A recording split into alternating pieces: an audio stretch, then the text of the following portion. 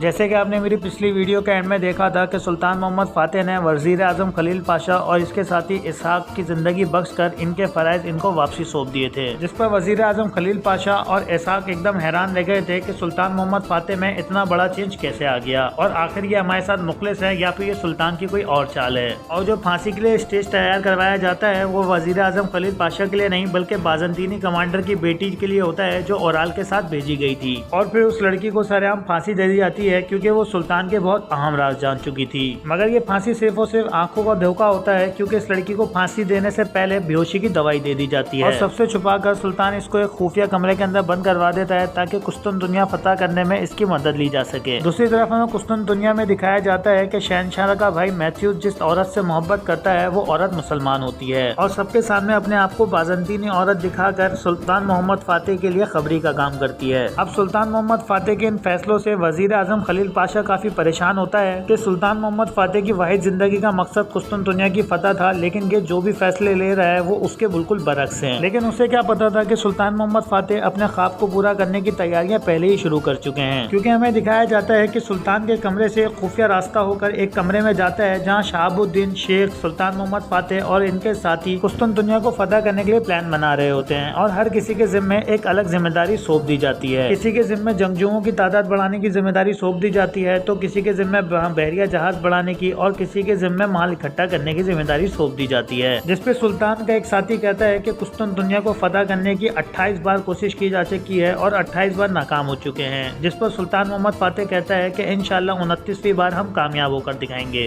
دوسری طرف خلیل پاشا اپنی شیطانی حرکتوں سے باز نہیں آتا اور قسطن دنیا میں موجود شہزادہ کو ایک خط کے ذریعے ایک آئیڈیا دیتا ہے۔ وہ شہنشاہ کو خط میں لکھتا ہے کہ آپ سلطان کی بیوہ یعنی سلطان محمد فاتح کی سوتیلی ماں کو شادی کی پیشکش کا خط بھجوا دیں، کیونکہ سلطان کی بیوہ مارا خاتون ایک بازنطینی خاتون ہوتی ہیں اور شہنشاہ ان سے شادی کرنے کے بعد ترکیوں سے اپنا تعلق اچھا کر کے قسطن دنیا کو فتح کرنے کا خواب ختم کروانے کی کوشش کرتا ہے۔ بس پھر شہنشاہ ایگزیکٹلی یہی کرتا ہے اور شادی کا پیغام بھجوانے کے لیے اپنے کچھ غلاموں کو سلطان محمد فاتح کے پاس بھیج دیتا ہے، مگر سلطان محمد فاتح یہ پیغام سنے بغیر ہی بازنطینی سفیروں سے ملاقات سے انکار کر دیتے ہیں۔ مگر پھر سلطان محمد فاتح تک ایک خبر آتی ہے کہ بازنطینی صلیبیوں کے ساتھ ایک صلح معاہدہ کر رہے ہیں جو اگر ہو گیا تو اس کے بعد قسطن دنیا کو فتح کرنا لگ بھگ ناممکن سا ہو جائے گا، اور سلطان کو یہ بات سمجھ آ گئی تھی کہ اگر سلطان کو قسطن دنیا فتح کرنے والا خواب پورا کرنا ہے تو اس معاہدے کو کسی بھی طریقے سے روکنا پڑے گا۔ ایسے میں اس معاہدے کو ختم کرنے کے لیے سلطان محمد فاتح اسی بازنطینی کمانڈر کی لڑکی کو بلواتے ہیں اور اس سے کسی ایسے انسان کے بارے میں معلومات کرنا چاہتے ہیں جو اس معاہدے کو ختم کروانے میں ان کی قسطن دنیا سے مدد کر سکے۔ تو وہ لڑکی ایک ہی نام لیتی ہے اور وہ ہوتا ہے ایک پادری جو ہمیشہ سے صلیبی اور بازنطینیوں کے بیچ میں صلح معاہدے کے لیے ہمیشہ خلاف کھڑا رہتا ہے۔ اور مزے کی بات قسطن دنیا میں اس پادری کے چاہنے والے بھی بہت ہوتے ہیں، اسی وجہ سے شہنشاہ اس پادری کو قید میں کر لیتا ہے۔ دوسری طرف بازنطینی شہنشاہ اپنے سفیروں کو شادی کی پیشکش کے لیے دوبارہ سلطان محمد فاتح کے پاس بھیجتا ہے اور اس بار ان سفیروں کی ملاقات سلطان محمد فاتح سے کروا دی جاتی ہے اور شادی کی خبر سننے کے بعد سلطان محمد فاتح آنکھ بگولا ہو کر رہ جاتے ہیں۔ اور یہ خبر ملتے ہی خلیل پاشا سلطان محمد فاتح سے کہتا ہے کہ اگر یہ شادی ہو گئی تو یہ کام ہماری سلطنت کے لیے کافی اچھا ثابت ہو سکتا ہے، اور اگر آپ چاہیں تو اس شادی کے بارے میں سلطان کی بیوہ یعنی مارا خاتون سے خود بھی بات کر سکتا ہوں، جس پہ سلطان محمد فاتح کہتے ہیں کہ آپ بے فکر ہو جائیں، میں مارا خاتون سے خود بات کروں گا۔ دوسری طرف خلیل پاشا کو اس انسان کی تلاش ہوتی ہے جس نے شہزادہ اوران کو سلطان بنانے والی سازش کو بے نقاب کرا ہوتا ہے اور اسے یقین ہوتا ہے کہ یہ خبر دینے والا کبھی نہ کبھی اس کی چھوٹی بیٹی سے ضرور ملے گا، اسی لیے وہ اپنی چھوٹی بیٹی کے پیچھے ایک سپاہی لگا دیتا ہے۔ بس پھر ایگزیکٹلی یہی ہوتا ہے کہ خلیل پاشا کی چھوٹی بیٹی اس انسان سے ملتی ہے اور خلیل پاشا کو اس خبری کے بارے میں سب پتہ چل جاتا ہے، اور خلیل پاشا کی بڑی بیٹی جو سلطان سے محبت کرتی ہے وہ بھی خلیل پاشا کو بنا بتائے سلطان سے ملنے چلی جاتی ہے۔ دوسرے سین میں ہمیں دکھایا جاتا ہے کہ سلطان محمد فاتح شادی کی پیشکش کو مارا خاتون کے سامنے رکھتے ہیں،